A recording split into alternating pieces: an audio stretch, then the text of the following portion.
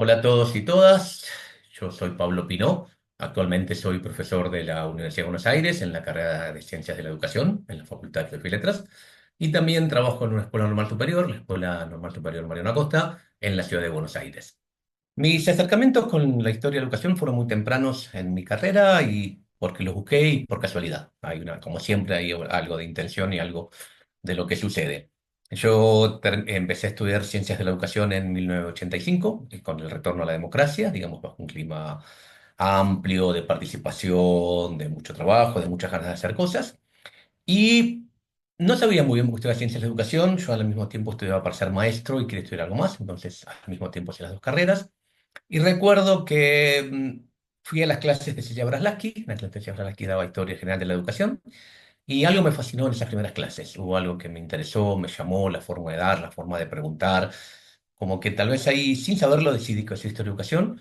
De a poco, por esas situaciones, pude sumarme a la clase en aquella época de apertura. Había espacios para estudiantes, había unas primeras becas, y me fui entrando a la historia de la educación, ¿no? Pero una historia de la educación, yo tuve la suerte de haber sido formado, a trabajar con mis tres grandes maestros, que son creo que los tres grandes nombres de la historia de la educación argentina. Cecilia Braslavsky en un primer lugar, con Adriana Puigros posteriormente y con Rubén Cucuza en la Universidad de Luján. Yo trabajé muchos años. Bueno, esto me dieron una posibilidad, una generosidad importante en los tres casos, no solo académica, sino personal, ¿no? La idea de apostar a nueva gente, de construir proyectos, de siempre pensar en trabajos colectivos. Eh, También me plantearon, y es un debate actual que quiero recuperar, es, bueno, la historia de la educación, con quién tiene que dialogar, o tiene que ser, cuál es su tema, ¿no? Por un lado, a mí me gusta decir que la historia de la educación o la historia de la educación que intentamos hacer, tanto con mis maestros que nombré como con algunos colegas actuales, Inés Dussel, Marcelo Caruso, Nicolás Zarata, Silvia Serra, etcétera. Hay muchos nombres que vienen. Es una historia de la educación en mucho diálogo, en fuerte diálogo con la teoría y con la política. Es una historia de educación que dice, bueno, tiene que dialogar mucho con la teoría y con la política educativa y plantear que su gran objeto de trabajo no es el pasado, sino el tiempo, ¿no? La idea de la mirada histórica como una condición para comprender los problemas, superando miradas tecnocráticas, superando miradas evolucionistas, superando miradas evaluadoras.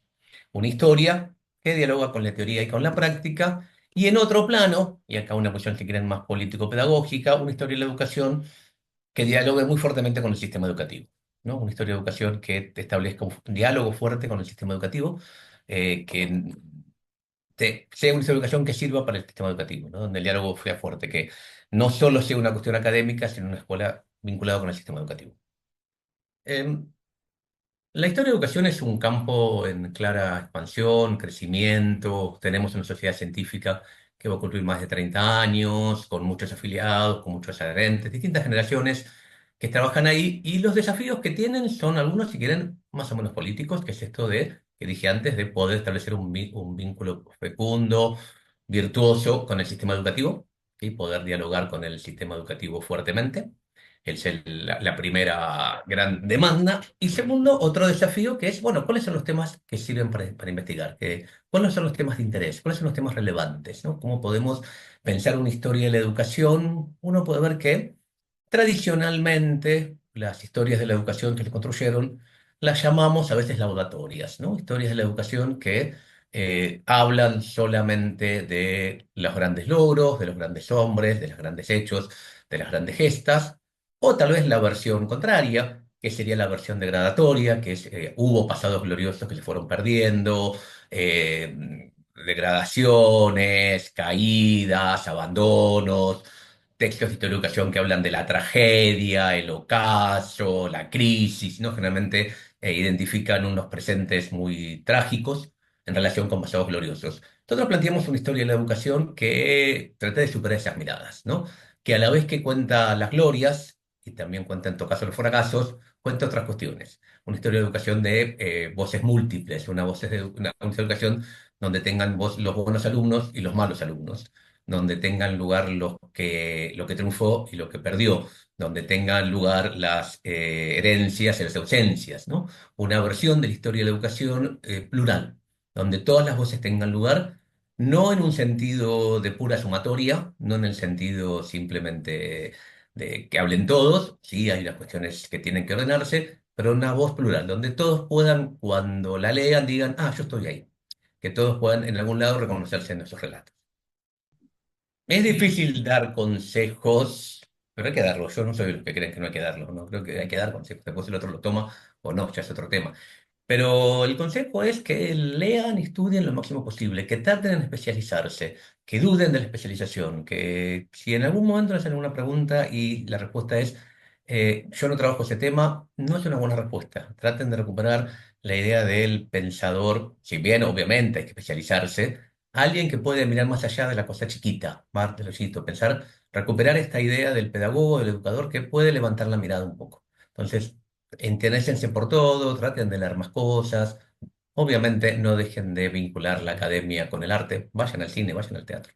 Lean novelas, digamos, y traten de ampliar lo máximo posible el horizonte cultural. Tengan la sensación de que no es que saben más de un tema, sino que saben más de todo. Recuperen un poco la mirada humanista de tratar de conocerlo todo para de esa forma hacer un mundo más justo para todos. A ver, voy una vez a mi herencia. Como les contaba, yo empecé a trabajar e investigar en la vuelta a la democracia y realmente nunca creímos que esto iba a pasar 40 años después. Las formas en que estamos recordando los 40 años de recuperación democrática, no pensamos que iba a ser así. Este ataque a la modelo democrático, este ataque a la universidad, al conocimiento, a los derechos, nos llama la atención, nos duele en algún lado. Entonces, es un contexto muy complicado, muy, muy difícil para investigar, para producir conocimientos, para pensar hacer un pensamiento crítico, para trabajar en las universidades. Y en ese contexto, bueno, son las situaciones que tenemos que enfrentar. Tenemos que ser capaces de plantear otros discursos, otras realidades, otras formas de entender. No es una cuestión de buenos y malos, o verdaderos y falsos, sino poder, esta idea, ampliar voces múltiples, poder dar lugar a todos probablemente en el que suponemos que es el peor contexto que nos pasó hasta ahora.